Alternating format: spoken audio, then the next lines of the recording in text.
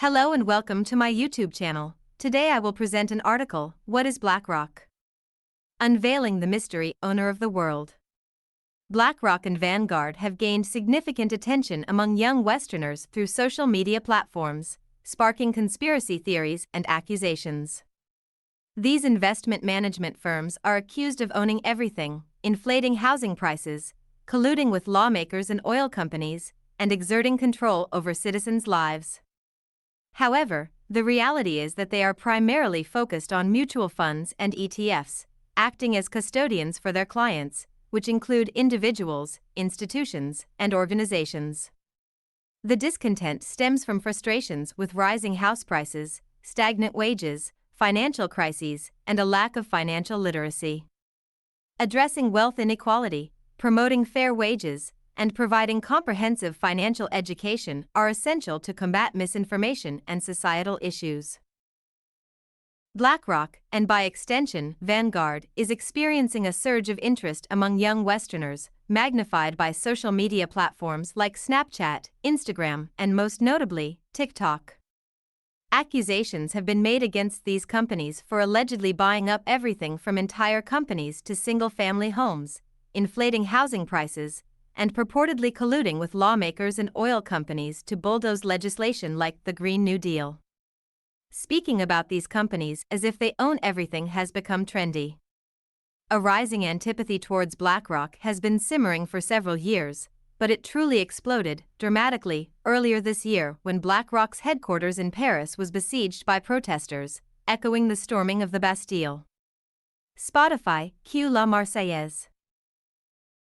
In essence, due to frustrations over escalating house prices, rampant inflation, political discontent, public discord, and social unrest, the public has found its villain, and they sit firmly on the boards of the world's largest investment companies.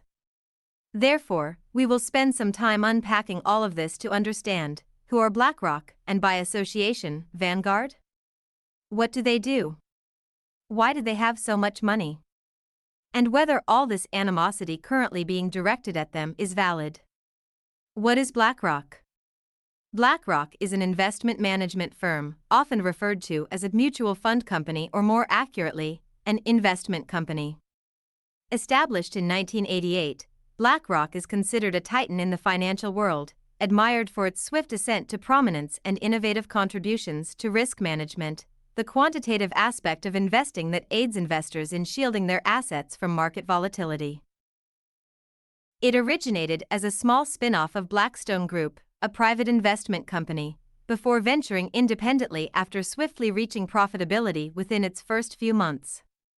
Initially, BlackRock concentrated on risk management and offering fixed income products focused on government bonds, corporate bonds, and mortgage products.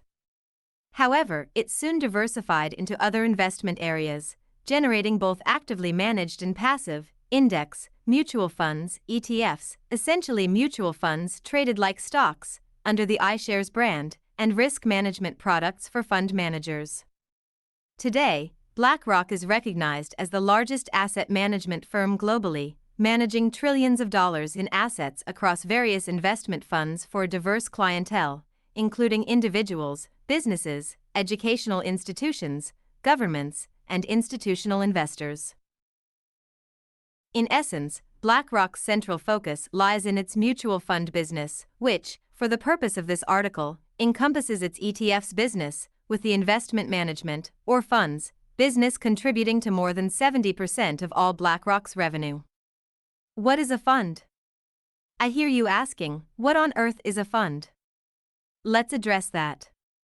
If you already know what a fund is, feel free to skip to the next section. A fund is a financial instrument designed to pool money from multiple investors to purchase a variety of assets, like stocks or bonds. Picture it as a potluck dinner, where everyone contributes a dish to share. Each individual may not have the time or resources to prepare every dish, but by everyone chipping in, the group can enjoy a complete, diverse meal.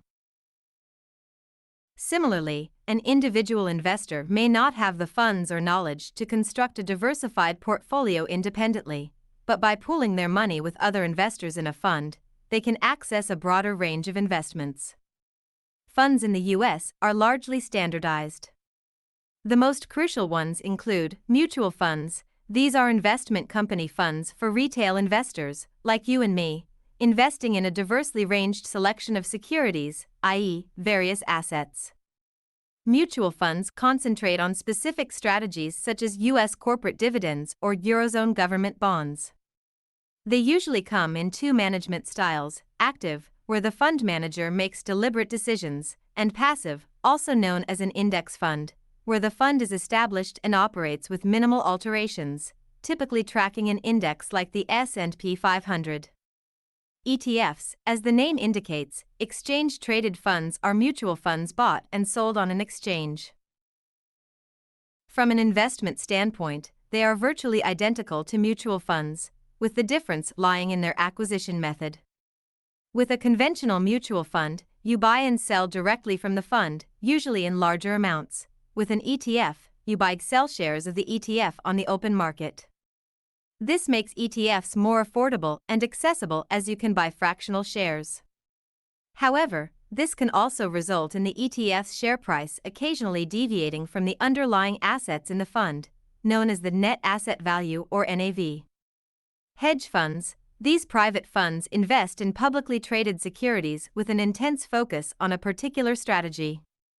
Hedge fund managers are often viewed as the rock stars of the investment world, and the funds can range from more general equity funds to funds focusing on shorting stocks, betting against the company, and funds concentrated on specific industries or quantitative patterns.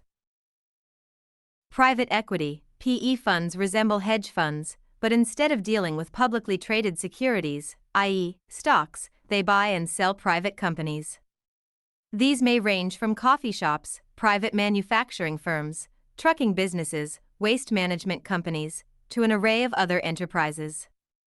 Chances are, you're interacting with a PE-owned business regularly in your daily life. Venture capital, VC funds, are the glittering facet of the funds industry. Unlike PE and hedge funds dealing with established businesses, VCs engage with early-stage companies, more commonly known as startups. Unlike most other funds, which are heavily investment-oriented, venture funds act more like gamblers blended with mentors. They often invest in a multitude of ideas, acknowledging only a fraction will succeed, and then invest substantial effort in steering their founders towards success.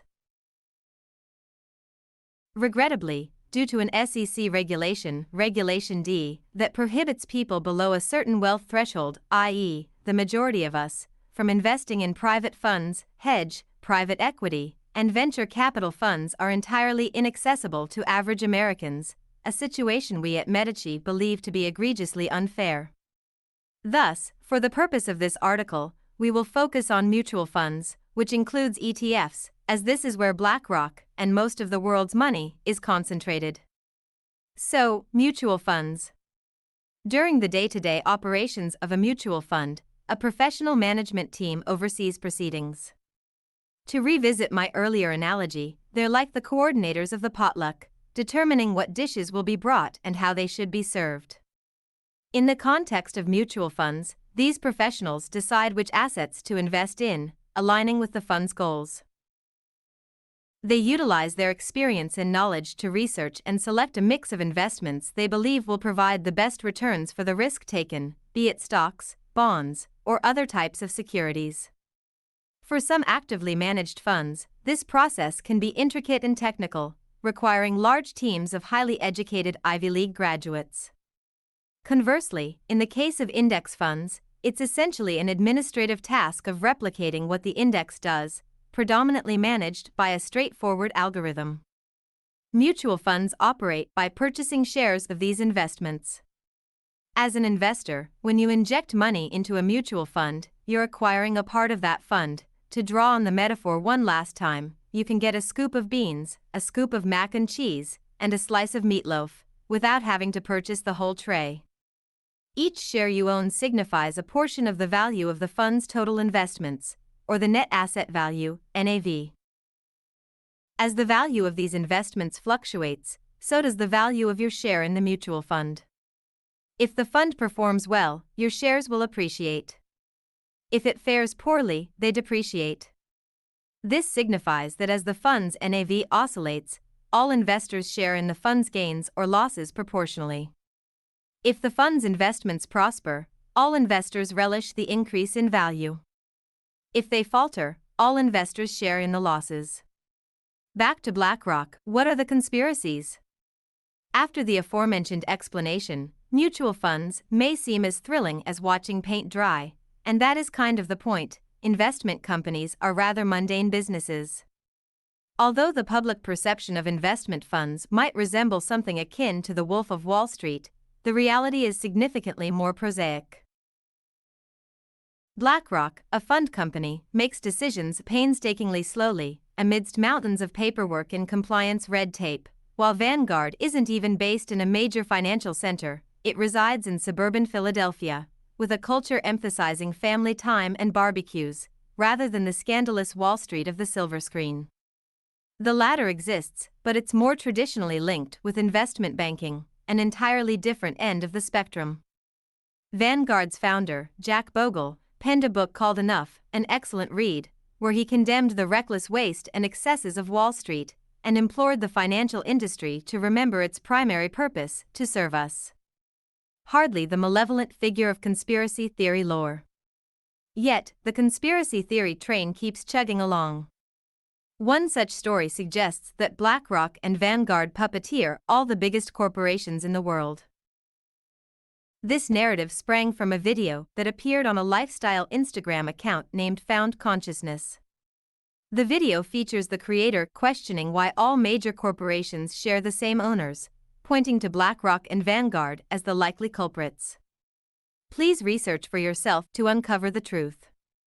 There is more, they ominously add. Another theory involving BlackRock spins around their purported invasion of the housing market. Browse TikTok and you'll encounter video after video of people claiming that BlackRock owns a sizable percentage of housing in various markets, a baseless assertion. The rumor mill was so potent for this particular tale that BlackRock felt compelled to issue a statement on their website, debunking the story and reminding people that Blackstone, a wholly different company, was the one purchasing homes, and even then, only 5% of all U.S. single-family homes are owned by institutional investors, i.e. funds, with Blackstone being one of many. Concurrent with these major allegations are claims that they control every aspect of a citizen's life due to their former employees in the White House, a similar idea that's often directed at many firms, Goldman Sachs and McKinsey being other notable examples. BlackRock has been faulted for the banking crisis and even the collapse of the cryptocurrency Terra, a payment platform utilizing an algorithmic stablecoin. Additional conspiracy theories connect BlackRock with the World Economic Forum's ESG metrics and Klaus Schwab, the forum's executive chairman. Some suggest these connections serve as smokescreens to hide alleged election tampering, a plot against Tucker Carlson, money laundering operations, or the grandiose claim that BlackRock reigns supreme over the world. But let's return to reality, as it's crucial to remember that while BlackRock and Vanguard, as significant shareholders in numerous prominent companies, are wielding considerable voting power, they are acting more like custodians than owners. They are investment managers, following directives from shareholders and creating investment products where demand is highest. And who are the owners? Well, the real owners of these shares are BlackRock and Vanguard's clients, people like you and me, individuals with 401k plans, pensions, IRAs, or a brokerage account. Their clients include universities, with investment programs funding your scholarships and campus activities, and the nonprofit you donated to, which is helping to plant trees in the Amazon rainforest. While wealthy families do constitute a significant part of their client base, by and large, BlackRock and Vanguard reflect the many schools, pensions, governments, and individual investment accounts they serve, not some omnipotent, malevolent conspiracy, with a tinge of anti-Semitism, as certain individuals would have you believe. Where does the discontent come from? Although the rumors may be unfounded, the feelings are undoubtedly real. Reading between the lines, there's a profound discontent, especially among younger generations. We feel as though they've been dealt a losing hand in the high-stakes game of life, like playing Monopoly where your parents already own all the buildings on the board. Wages are stagnant, a college education is no longer the path to prosperity it once was, property prices continue to skyrocket, and the youth of America seem unable to catch a break. Worse still, when they do face a setback, it can lead to financial ruin. To add fuel to the fire, the external world shows little sign of improvement.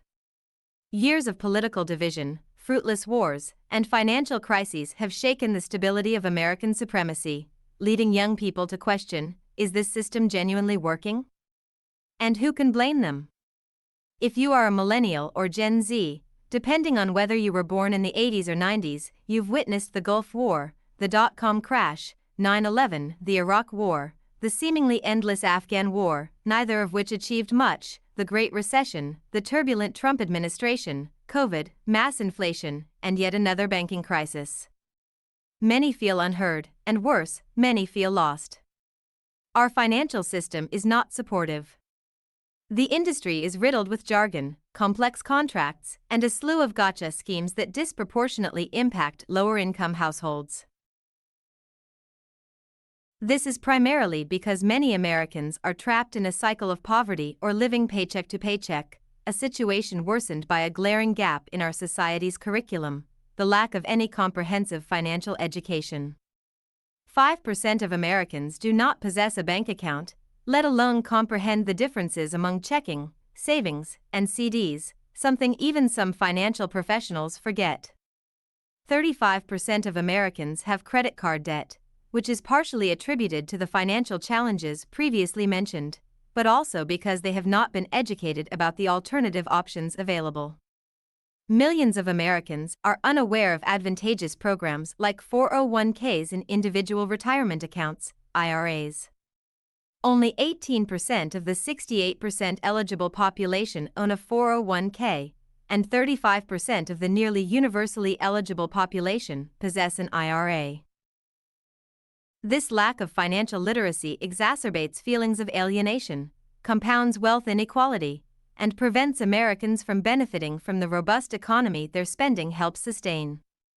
With such frustrations brewing, it's not surprising that conspiracy theories about entities like BlackRock gain traction, feeding off these anxieties and being amplified by the high-velocity misinformation machines we call social media. And companies are not doing themselves any favors.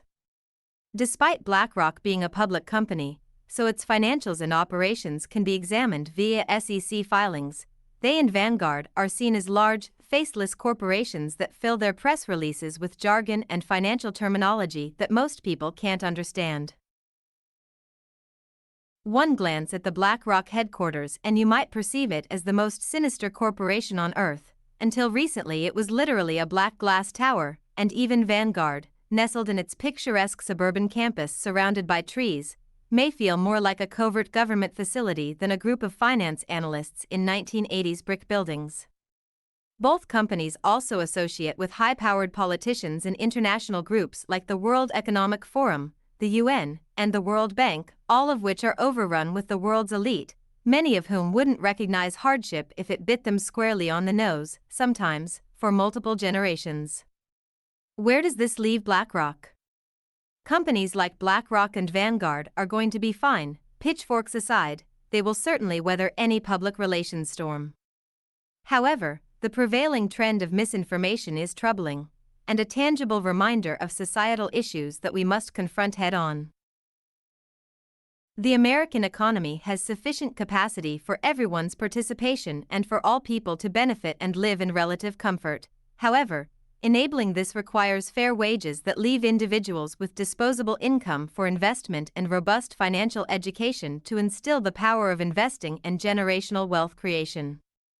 Contrary to what corporate executives and government officials might suggest, these solutions are not insurmountable. Solving these issues is crucial. If financial disparities continue to expand, leading more Americans to feel excluded, conspiracy theories that are currently capturing the Western public psyche could deepen and eventually spark action. This might involve further unnecessary regulation that usually ends up hurting working families or, more alarmingly, violent reactions akin to those witnessed in Paris.